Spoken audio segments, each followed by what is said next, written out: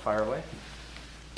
Chris, what does it mean to have a 3-game winning streak in terms of confidence and just the ability to the program team? I think confidence, it means a lot. You know, I was hoping that we would start to get rewarded for some hard work. I really felt like, you know, we had even at 0-3, we had played well enough to maybe get a win out of there, and we weren't able to. And you know, I think it's good feedback for these guys, as you know, with the young team we have. Just to, if we stick to the process, things can work, and we can get results that we're looking for. Not to take away from improvement and so on and so forth, but I think with confidence you can get more out of practice because there's a little bit of swagger in their step and so on and so forth. So you know, from the program side, I don't think it means anything for me personally. You know, I just from the team side, I think that you know, they've got a little bit of positive feedback in the work they've been putting in. Now, like we've been talking about going into league play over the next 4 or 5 weeks, we're going to have to really pay attention to what makes us good and the details that are in our game and hopefully good, complete 60-minute efforts as we move forward here. Coach, how important was it to get some secondary scoring from guys that are young and are just starting to get, you know, playing time? How important was it to see them find the score sheet this weekend? Very important. I think we're going to need. I'm not sure if we can call it secondary scoring or not. We're going to need to score by committee for sure with our team. There's just no doubt about that. It was nice to see. You know, I think we're talking about Vaselli and Fink, and specifically in terms of points and chipping in offensively. Neither one had really played in the game. I think Fink played the exhibition game, but they both had worked extremely hard. And it was nice to see them get involved in the score sheet, and you know, to get an overtime goal for a defenseman is always nice. So we are going to need to score by committee, like I said, and not really look at 1 or 2 people to carry the load for us. And it was nice to see this weekend and be able to chip in. Any surprises so far? Any players or particular areas that you're doing a great deal better on front? No surprises really. I mean, to see those 2 young guys go in and be as effective as they were this past weekend, I think it'd be unfair to say a surprise, but it was nice to see. You don't really know what's going to happen. You don't play for 6 games. You keep telling them to keep working hard and control what they can, which is their daily focus and practice. But there hasn't been any positive reinforcement in terms of go out in the lineup. And then their confidence had to have been wavering. So those 2 guys, I would say, as close to a surprise as what we've had so far. But I think for the most part, it's been pretty consistent with what we've seen since August 23rd. A good, solid effort in everything we do. You know, the one effort that wasn't very good was the Clarkson game from start to finish, the Friday night game, and it obviously showed in the result. But ultimately, these guys have been pretty focused and pretty willing to work from the beginning of practice or beginning of the game to the end. I mean, that's been pretty consistent. So I wouldn't say there's been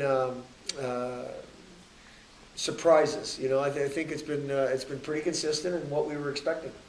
Looking at the tape from the past weekend, what kind of things did you pick up that you guys need to work on this week? It's just the execution. You know, we need to execute better. Our special teams is not to where we want to be. We've talked about this every week at all levels. And that needs to improve. We need to execute better in special teams, but we need to execute better all over the ice. And we're still stressing that means with and without the puck. It's not just with the puck where you're making plays and executing. And watching the tape, we are still a work in progress when it comes to that. And we're not going to take our foot off the gas. We'll continue to point it out in practice, continue to emphasize that in practice. And like I said before, with their work ethic and hopefully a greater attention to detail and a greater attention to executing, we can, you know, really improve as we push forward. You mentioned with getting 3 wins in a row, it's building confidence, and you even threw in the word swagger. How do you kind of put a cap on that in terms of making sure that guys don't get too overly confident, or they don't get too, I guess maybe for lack of a better term, cocky as of getting a few wins under their belt? The only reason I mentioned the word swagger is because I think, teams that believe in what they're doing have a swagger. When they put their gear on, they believe they're going to win, and they believe they're going to compete at a high level. By no means are we going to allow any type of overconfidence or cockiness to slip into our locker room. That's going to be from our lead. That's going to be a consistent message every single day that, our focus is that day. And we're not going to worry and get too far ahead of ourselves and start believing, we've won 3 games, but we've also lost 3 games. And we've got a long way to go to do the things that they've all said as individuals and we've talked about collectively in doing, and that is making an impact on the CCHA schedule. Right now we're 0-2 in the league. That's not very good. You look at the standings, we're at the bottom. So the focus is, tomorrow morning's practice, get up to Alaska, have a good skate on Thursday, and get ready to compete at a high level Friday in our 3rd league game of the year. And we need to, we want to make an impact in the CCHA. Well, we've got to focus on Friday night, and that's it. So I think the lead comes from us. We make sure that we don't get too far ahead of ourselves. And like I said before, the reality is we're 0-2 in our league. And if we want to make an impact in our league, we have to play well, win league games, which we have coming up. Moeller and Williamson okay after Saturday night? Yep. Williamson was one, obviously, we talked about. We really wanted to be careful with that. He skated real hard on Friday in the non-dresser skate, and we felt good about putting him in Saturday. And then Moeller's shoulder. It seems like we gave him ample time to get that rested up. We had a good hard practice today, real physical, real intense, a high competition level, and he seemed fine. So. And nothing new out of the weekend injury-wise? No. I think we're pretty good. Coach, you talk a little bit about Alaska. What do you expect to see from them this weekend? I just think Alaska plays the game the way it's supposed to be played. I think they're really good defensively. Not to where everybody, they're great defensively, and they're a good offensive team too. I mean, I think they're a pretty well-rounded team. I don't think they rely on 1 or 2 guys to carry the load. They've got good goaltending. They've got a good D-core, and their forwards are pretty deep. So we expect them to be a really good competition. We're going to have to be ready to compete and execute at a high level, just like we are every other week. But there's no easy nights in our league, and they went to Michigan State and had a real good effort with a tie and a shootout win, and then on tape anyway, didn't look like they were as good on Saturday as they were Friday.